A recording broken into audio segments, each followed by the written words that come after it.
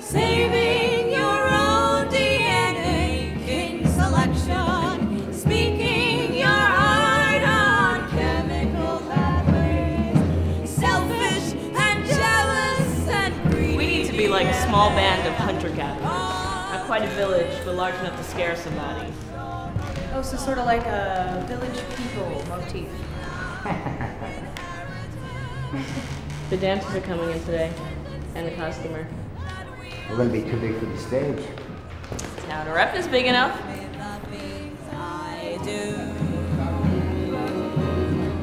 We have a common nature.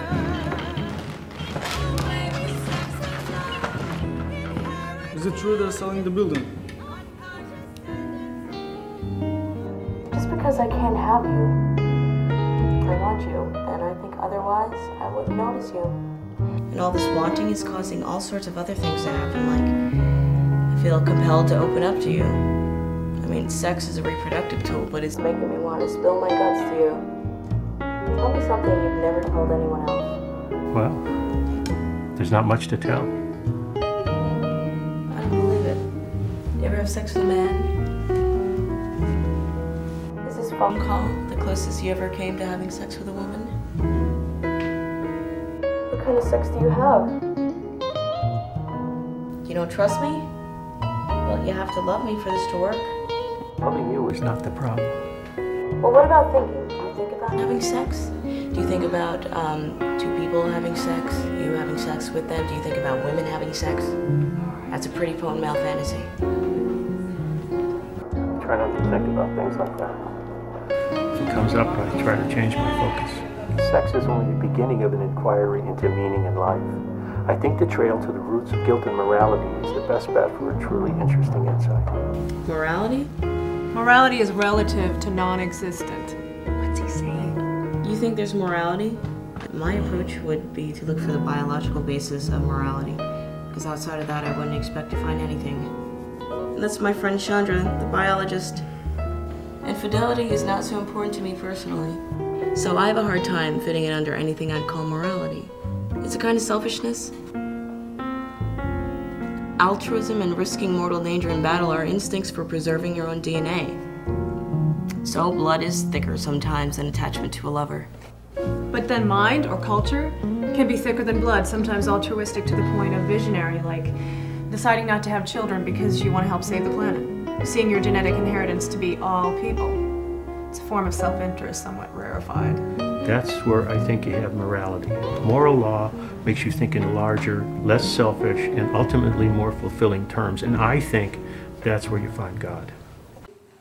A simple picture of the importance of an early erection.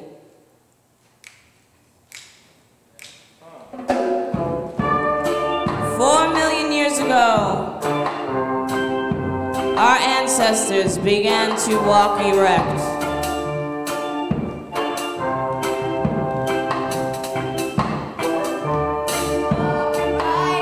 Oh yeah.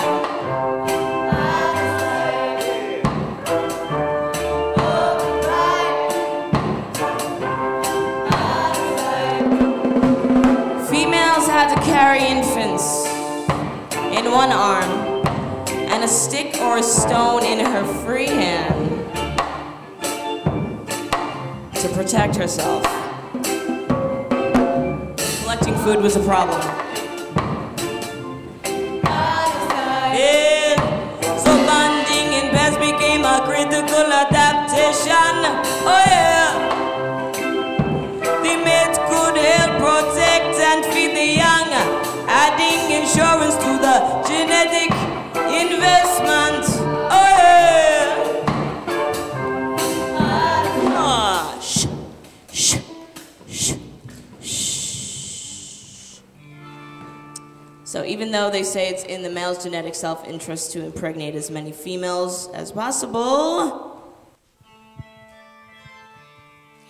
It would be tough to keep a harem under the living conditions of a small band of hunter-gatherers, where surplus and divisions of rich and poor did not exist, but he could provide for a single female and her infant. In a time, natural selection favored the ancestors who tended to pair bond. Subsequently, the human ring chemistry for attachment gradually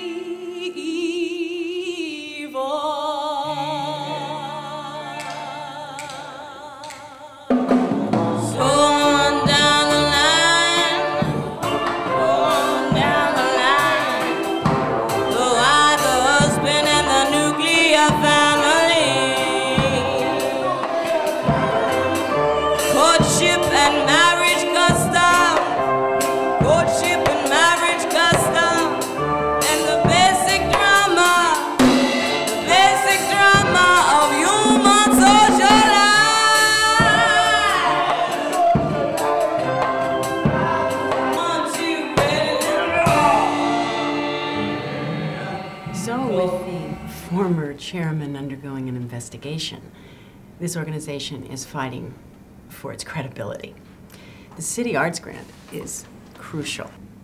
It legitimizes us in the eyes of the rest of our funders. And I don't think that a sex show that throws pointed barbs at the mayor's religion will help us keep that grant. Whereas providing monovision entertainment with a place to go off-Broadway will give us a shot. We already have a contract to open the show. Oscar, I'm very well aware of that. However... Well, we must need it. That's what we've inherited. That's what people do. It could just be old baggage. Yes, but what I don't get is the math that goes into reports that say that men are having more heterosexual sex than women. More partners, more affairs. I mean, are we supposed to be having it together?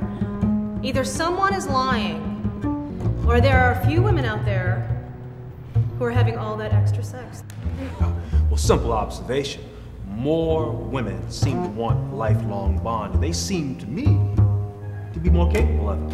Yes, but it takes two to make a bond, or to sleep around, for that matter. Yeah. Now, the fewer women who are having all the sex, how many are asking for it? But the men, they're begging. You know, they're begging.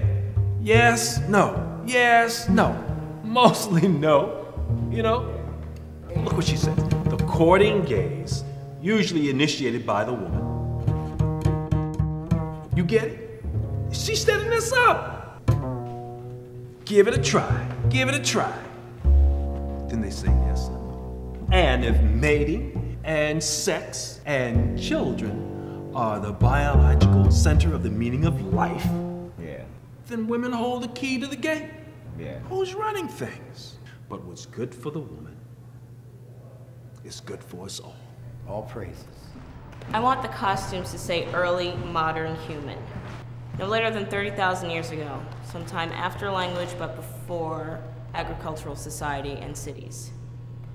I want a roving band of hunter-gatherers. And just imagine it being set for Romeo and Juliet. We're setting Romeo and Juliet now? No, it's as if Romeo and Juliet. Our songs, our music. But Romeo and Juliet in the wild.